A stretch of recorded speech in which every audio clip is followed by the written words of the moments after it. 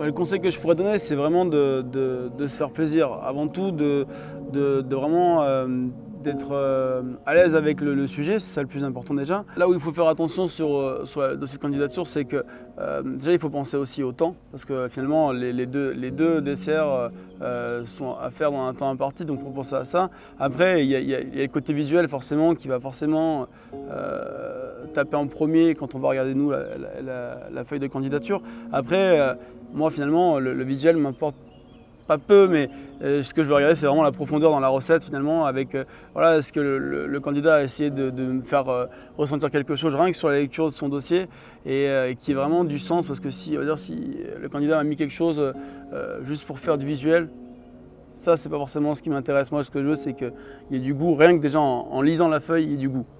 Finalement, pour moi, un concours, c'est aussi reconnaître la personnalité de chacun. Donc si on sent dans l'assiette qu'ils ont mis vraiment tout leur savoir-faire et aussi voilà, leur imagination, c'est là où ça va être intéressant, et je pense que c'est le seul conseil que je peux leur donner, c'est d'être eux-mêmes, quoi. Il y a forcément des pièges à éviter, parce que on va dire sur le baba, déjà il y a l'équilibre des saveurs qui va être vraiment très important, surtout sur l'alcool, parce que l'alcool c'est quand même fort de base, donc forcément si on équilibre mal tout ça, ça va forcément l'emporter. Ce que je veux vraiment, c'est qu'il y ait une harmonie dans la dégustation. Et je pense qu'il ne faut pas non plus se dire, voilà, je vais faire une pâte à baba classique. Je pense qu'il faut essayer de l'amener plus loin avec de la réflexion, avec vraiment un travail dessus. Après, là où il faut faire attention, c'est aussi à la crème, parce que si derrière la crème est mal équilibrée par rapport au reste du dessert, c'est vraiment pas intéressant, quoi. Il faut vraiment qu'il y ait un équilibre entre les deux.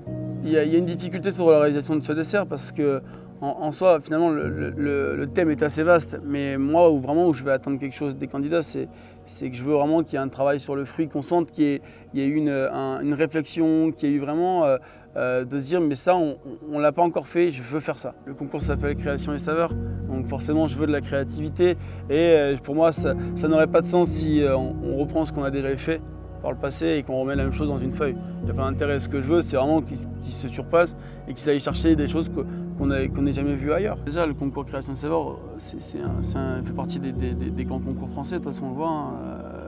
Quand on voit tous les lauréats du concours, ce qu'ils sont devenus, on comprend que c'est un grand concours. Il faut le prendre avec du recul et se dire, mais ce que je veux, c'est vraiment faire plaisir et passer ce concours avec, dire voilà, j'ai fait ce concours, c'était trop cool, c'était une expérience de dingue, même si j'ai pas gagné, hein, c'était cool.